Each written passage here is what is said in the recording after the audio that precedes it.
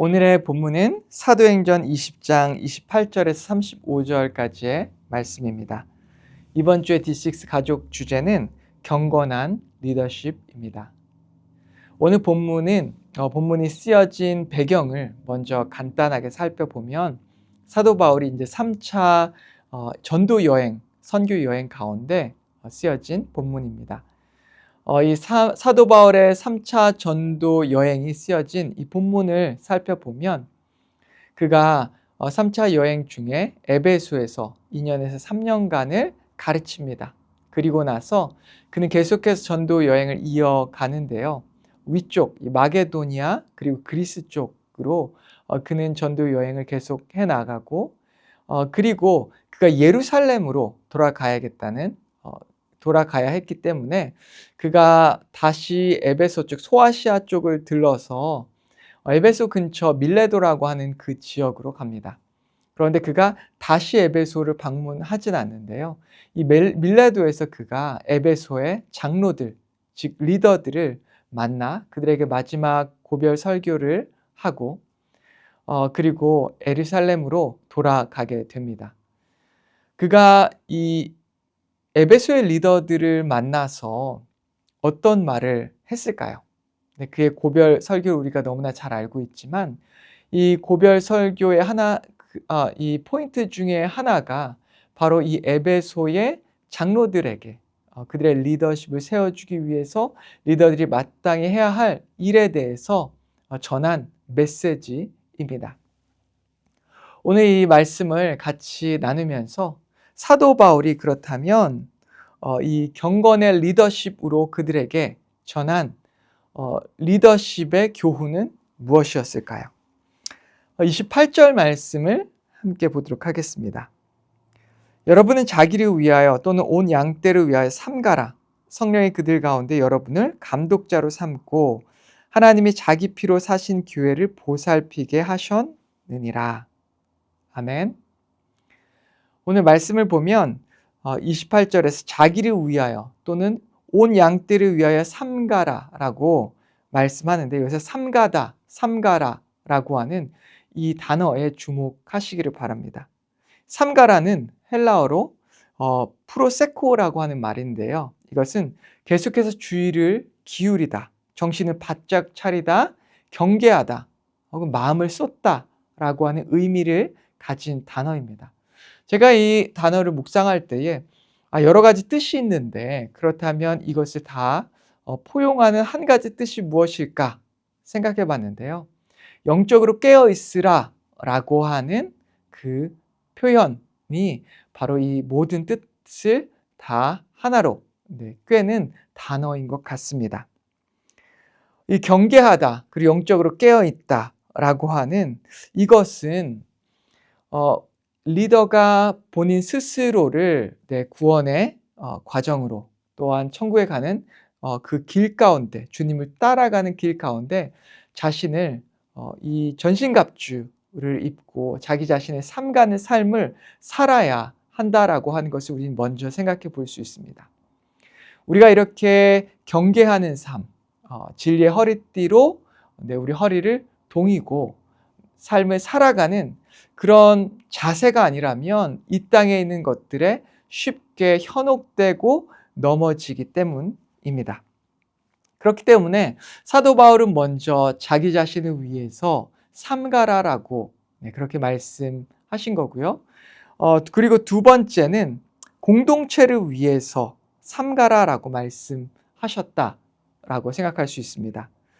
온 양떼를 위하여 삼가라라고 말하는데 자기 자신이 리더 자신이 자기가 영적으로 깨어있지 않는다면 어떻게 공동체를 자신에게 맡겨진 양을 온전하게 하나님께 인도할 수 있을까요?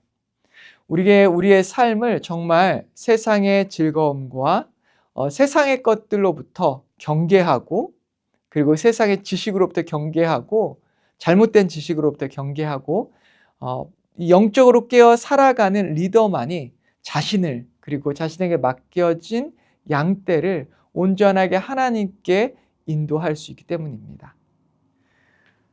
29절과 30절을 또 같이 읽어보겠습니다.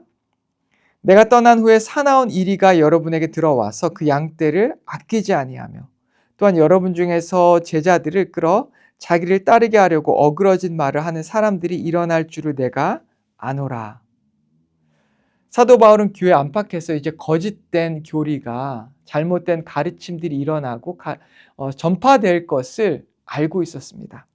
그리고 그는 이 리더들에게 이 공동체를 보호하라고 말씀하고 있는데요. 그러면서 그가 리더들에게 했던 중요한 교훈 중에 하나가 분별과 경계입니다. 하나님의 말씀을 바로 알고 복음을 분명하게 이해할 때 여러 가지 다른 형태로 들어오는 거짓 복음을 분별해낼 수 있기 때문입니다. 거짓 가르침들을 판단해내고 경계해낼 수 있기 때문에 사도 바울은 이 에베소의 리더들에게, 장로들에게 이 분별과 경계에 대해서 분명하게 말씀하며 그들에게 자기 자신을 위해서 그리고 양떼를 위해서 분별하고 경계로서 교회를 지키라고 말씀하고 있는 것입니다. 마지막으로 33절에 35절 말씀을 보도록 하겠습니다. 내가 아무의 은이나 금이나 의복을 탐내지 아니하였고 여러분이 아는 바와 같이 이 손으로 나와 내 동행들이 쓰는 것을 충당하며 범사에 여러분에게 모본을 보여준 바와 같이 수고하여 약한 사람들을 돕고 또 주 예수께서 친히 말씀하신 바 주는 것이 받는 것보다 복이 있다 하심을 기억하여야 할지니라. 마지막으로 이 사도 바울이 이 33절에 35절에서 하고 있는 말이 무엇입니까?